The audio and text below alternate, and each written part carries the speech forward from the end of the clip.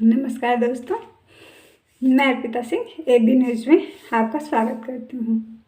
दोस्तों, हमने अपने पिछले वीडियो में आपसे कहा था कि जो हमारे देश का बजट आया है, जो हमारे वित्त मंत्री जी ने संसद में 1 फरवरी को पेश किया, उसके बारे में अन्य अर्थशास्त्रियों का क्या मानना है। लेकिन इससे पहले हमें ये जान लेना चाहिए कि हमारे विपक्ष की क्या राय है, क्योंकि एक लोकतांत्रिक देश में जितना महत्व सत्ता पक्ष का होता है उतना ही विपक्ष का भी होता है। और इस बार विपक्ष अपनी भूमिका जिम्मेदारी से निभा रही है। तो उसी बारे में आज हम सिर्फ केवल ये बताएंगे कि इस वीडियो में केवल इतना होगा चर्चा होगी कि हमारे विपक्ष से क्या बात आई है सामने। विपक्ष की जो हमारे पूर्व वित्त मंत्री हैं पी चिदम्बरम जी, वो भी महान अर्थशास्त्री हैं। अब मनमोहन सिंह जी से तो कंपेयर नहीं कर सकते, बट वो भी जाने माने अर्थशास्त्री हैं। उनका क्या कहना है, क्योंकि उन्हीं का ही विपक्ष से उन्हीं का ही स्टेटमेंट पूरा आया है कि उन्होंने एक एक बात को दोहराया है कि इसमें कमी क्या है। तो चलिए जानते हैं क्या वो बोलते हैं कि बजट जो है वो प्रासंगिक है। तमिल व्याकरण का एक नियम है, जगह, विषय और अवसर किसी दृष्टिहीन व्यक्ति के हाथ में रखे दिए की तरह होते हैं। इसका मतलब है कि कर्ता और उसके काम की जगह, विषय और अवसर समय के आधार पर मूल्यांकन करना चाहिए। यही संदर्भ है जो कि किसी फैसले की गुणवत्ता का निर्धारण करता है। वित्त मंत्री ने 2021-22 का बजट अत्यंत असाधारण परिस्थितियों में पेश किया। विकास दर में 2018-19 के दौरान 2 वर्षों में आई गिरावट 8% से गिरकर 4% हो चुकी है। 1 वर्ष की मंदी, जिसकी शुरुआत 1 अप्रैल 2021 से होगी, फिर से आएगा एक मंदी, इसकी शुरुआत 2021 से होगी, अप्रैल से। और खैर दोस्तों, ये बातें हमने कई अर्थशास्त्रियों के ब्लॉग में ये बातें हमने पढ़ी हैं कि हाँ, अभी अप्रैल में एक बार फिर से मंदी हमारे बाजार में आ सकती है, संभावना है। हर व्यक्ति के जीवन में आई भारी मुश्किलें, खास तौर से गरीब लोगों के जीवन में, प्रत्येक गांव, पंचायत, कस्बे और शहर में, जिनकी औसत संख्या 30% है। लाखों लोग गरीबी की रेखा के नीचे धकेल दिए गए, जो कि बढ़ते कर्ज के बोझ से लदे हुए हैं। लाखों ऐसे लोग जिनके रोजगार या आजीविका छिन गई। 6.47 करोड़ ऐसे लोग जो श्रम बल से बाहर हो गए, जिनमें से 22.6% महिलाएं हैं। 2.8 करोड़ लोग बेताबी से रोजगार की तलाश में हैं। अनुमान है कि 35% एमएसएमई अस्थायी रूप से बंद हो गए। ऊपर बताए गए आर्थिक कारकों के अलावा 2 अन्य कठोर तथ्य भी हैं। वो क्या है? नंबर 1, चीन द्वारा भारत की जमीन पर अवैध कब्जा, जिससे राष्ट्रीय सुरक्षा को खतरा है। और नंबर 2, स्वास्थ्य संबंधी ढांचे को व्यापक बनाने के लिए भारी निवेश की जरूरत। उनका कहना है कि इसी संदर्भ में मैंने 2 नॉन निगोशिएबल, यानी कि जिस पर समझौता नहीं किया जा सकता, सूची और एक 10 बिंदु इच्छा सूची बनाई थी। देखें 31 जनवरी 2021 का इंडियन एक्सप्रेस। बजट दस्तावेज को देखने और वित्त मंत्री का भाषण पढ़ने के बाद मेरा स्कोर कार्ड इस तरह से है। नॉन निगोशिएबल 0.2 और इच्छा सूची 1/10 है। सरकार है सूची में से बजट सिर्फ एक बिंदु में पास हुआ और वह है सरकार के पूंजीगत खर्च में वृद्धि। हालांकि इसे बारीकी से देखने की ज़रूरत है। बजट ने देश के सशस्त्र बलों को मायूस किया है, ये भी सही है। वित्त मंत्री ने अपने 2.25 घंटे लंबे भाषण में एक बार भी डिफेंस रक्षा शब्द का जिक्र नहीं किया, जो कि अप्रत्याशित था। वर्ष 2021-22 के लिए रक्षा क्षेत्र के लिए मौजूदा साल के पुनरीक्षित अनुमान 3,43,822 करोड़ रुपए की तुलना में 3,47,088 करोड़ रुपए आवंटित किए गए हैं, यानी सिर्फ 3,266 करोड़ रुपए की वृद्धि। मुद्रास्फीति का आकलन करें तो अगले वर्ष के लिए आवंटन कम हुआ है। वित्त मंत्री ने स्वास्थ्य के क्षेत्र में भी ऐसी ही चालाकी दिखाई। उन्होंने गर्व के साथ घोषणा की कि इसमें 137% की बढ़ोतरी कर इसे 94,452 करोड़ रुपए से बढ़ाकर अगले साल 2,23,846 करोड़ रुपए किया जा रहा है। हकीकत कुछ ही घंटे में सामने आ गई।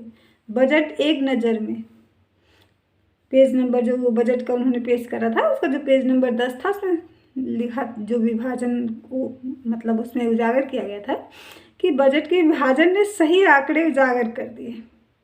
2020-21 में पुनरीक्षित अनुमान था कि 82,445 करोड़ रुपए और 2021-22 के लिए बजट अनुमान है 74,602 करोड़ रुपए।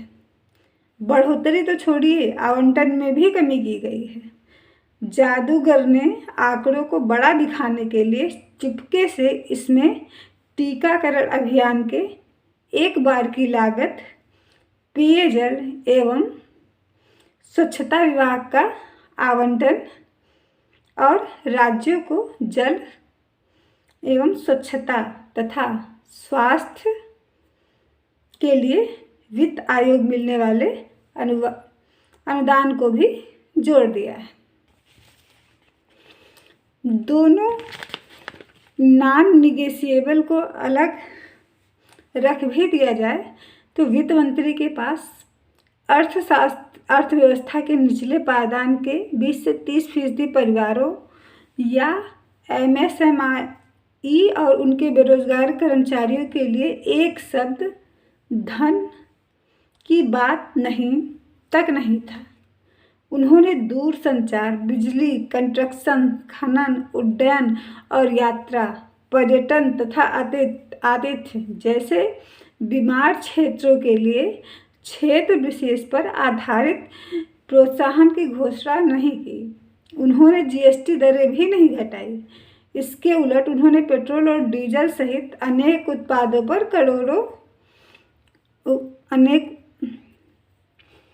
पर उपकर लगा दिया, जिससे राज्यों को वित्तीय रूप से झटका लगेगा। पूंजीगत खर्च को छोड़कर उन्होंने लोगों को हर मामले में निराश किया। उनका ये भी कहना है AFRBM को दफन करो, अमीरों को लाभ पहुंचाओ। चिदम्बरम जी का मानना है कि यहाँ ये उन्होंने बोला है, यहाँ तक कि पूंजीगत खर्च में भी कुछ भी साहसिक नहीं किया गया है या कल्पनाशीलता नहीं दिखाई गई है। 31 मार्च 2021 तक वित्त मंत्री 10,52,318 करोड़ रुपए अतिरिक्त कर्ज लेंगी, लेकिन अतिरिक्त पूंजीगत खर्च सिर्फ 27,078 करोड़ रुपए ही होगा। हम पूंजीगत संपत्तियों के निर्माण के लिए दी गई मदद में अनुदानों को जोड़ सकते हैं, जो कि 2,03,876 करोड़ रुपए अतिरिक्त है। बाकी का राजस्व 3,80,997 करोड़ रुपए के राजस्व व्यय में वृद्धि,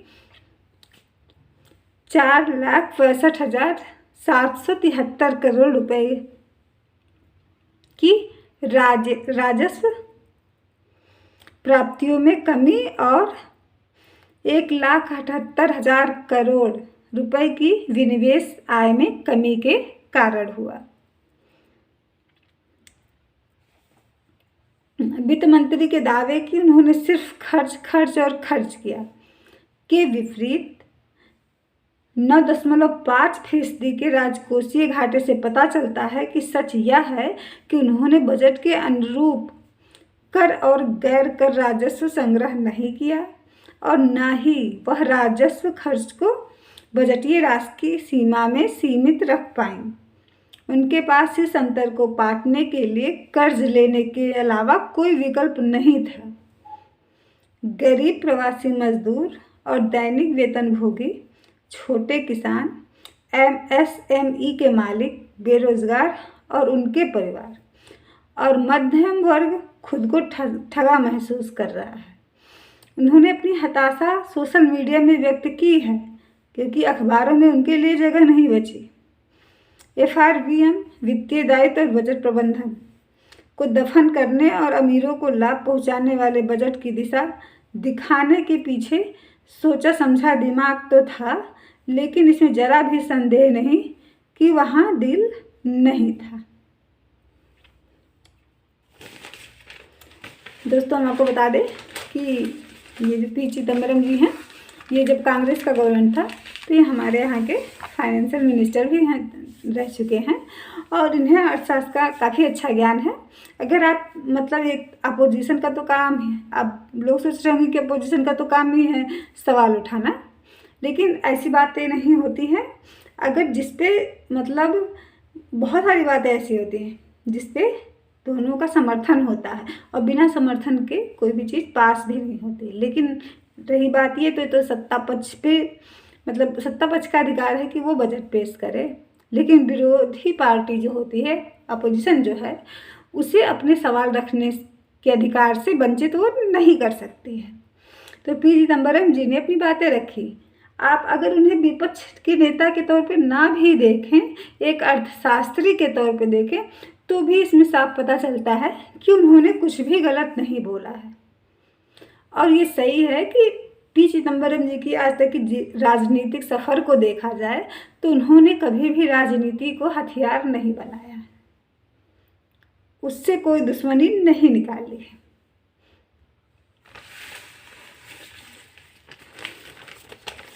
अब दोस्तों बात करते हैं, जैसे उनका ये भी कहना था कि बजट 2021-22 सरकार और विपक्ष के मतभेद को खत्म करने का एक मौका था।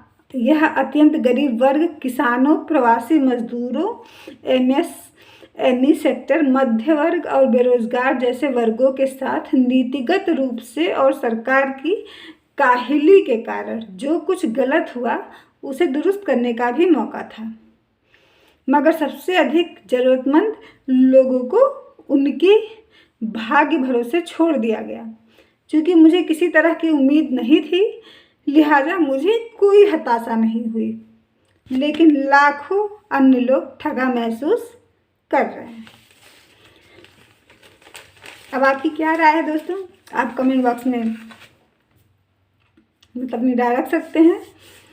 और बाकी और अर्थशास्त्रियों ने क्या कहा है इस मुद्दे पे, क्योंकि अब हमने विपक्ष की तो बात आपके सामने रख दी कि विपक्ष के बजट के बारे में क्या सोच रहा है, लेकिन और अर्थशास्त्री क्या सोच रहे हैं वो हमारे अगले वीडियो में हम आपको दिखाएंगे। और साथ ही हम ये भी बताएंगे क्योंकि हम ऐसे तो अपनी सोच से आपको नहीं बता सकते, इसलिए उसमें लेट हुआ। हमारे कृषि मंत्री जी ने ये पूछा था सवाल कि हमने किसानों से इतने दिन से पूछ रहे हैं हम कि गड़बड़ी क्या है, वो हमें बता नहीं रहे हैं।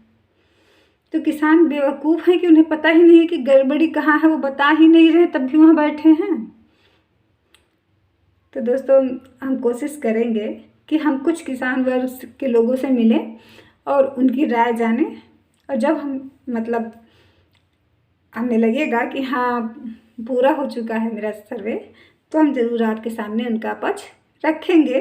और नरेंद्र सिंह तोमर जी को हमारे देशवासियों की तरफ से उनके इस सवाल का जवाब होगा, जो कि उन्होंने कल परसों में ही अभी किया था।